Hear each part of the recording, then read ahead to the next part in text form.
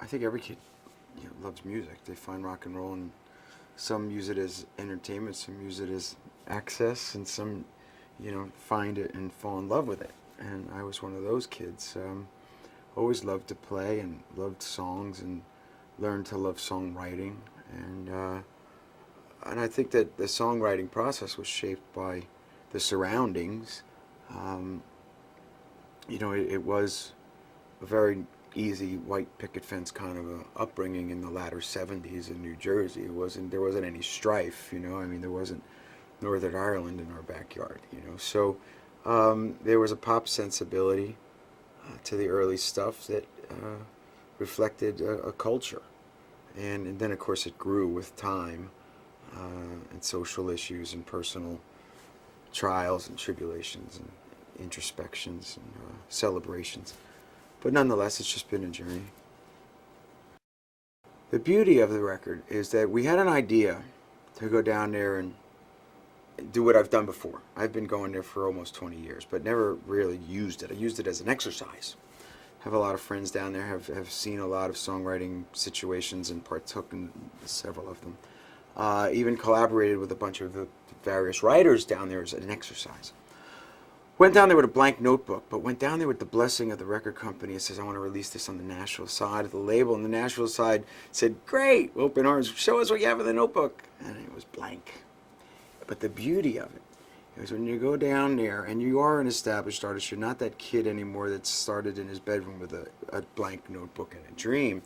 You're the guy 25 years later that's unfortunately too savvy when it comes to radio and MTV and and so I didn't think about this record with any commercial thoughts. I didn't think about this record with any touring thoughts. It just came from such a pure place of introspection based on what was going on in both Richie and Dave's lives that I just got to be the narrator for the most of it. But the magic in when you can look back on it even a short time later after its release is that its subject matter is something that people from New Jersey or New Zealand can relate to, and it's obvious that they're responding to. To tell you the truth, we haven't had a #1 album as a band in 17 years. This is the band's third, my fourth, but it's been quite a while. Even Have a Nice Day was #2. And nobody remembers who's #2. So yeah, it was a nice validation that it seems like the beauty of the artistic freedom that we had on the record is validated by the fan support. From the day we wrote the song, and I was able to, like I say, be the narrator in the situation for both Richie and Dave's personal lives. When we got the idea for Stranger, we started writing it, and I just watched him jump up off the couch and really partake in the lyrical content of the song. And he's like, and let me tell you another thing. But as I just sat there catching, all these lyrics,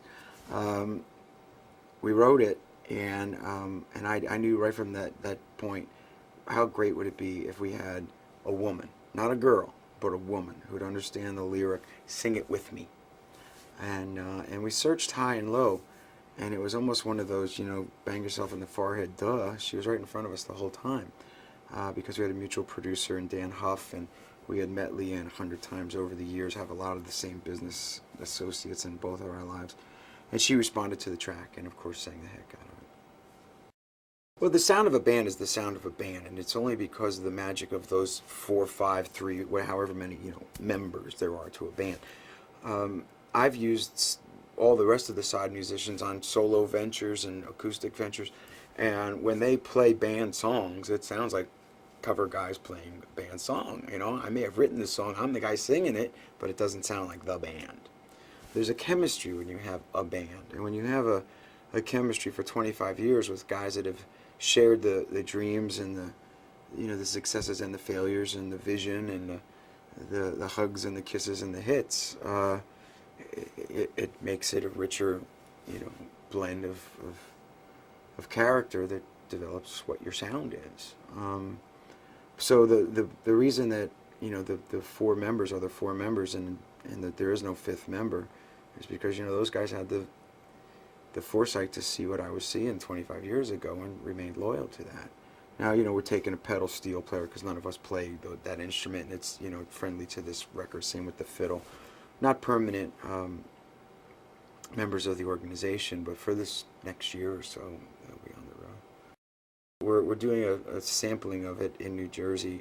We have a new arena there, so we put up 10 nights. It sold out immediately, and we thought, well, I guess folks still want to see it live, so we'll be going out on a real tour in January, and really, I think we have a model of the way we like to tour.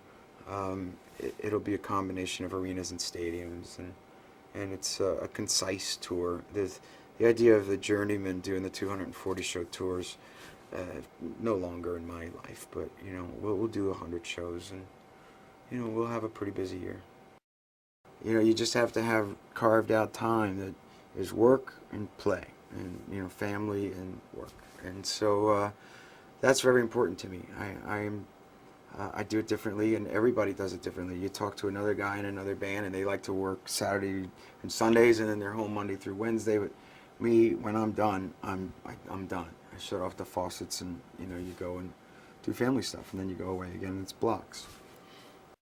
That's what Lost Highway is. It's that secret place. It's the great unknown. It's the light at the end of the tunnel. It's I don't know where we're going. That's the beauty of it. And as long as we keep progressing, looking for that new thing to satisfy our artistic needs, while not relying on nostalgia or one of those kind of reunion tours. And as long as we're going forward, we'll continue to do it.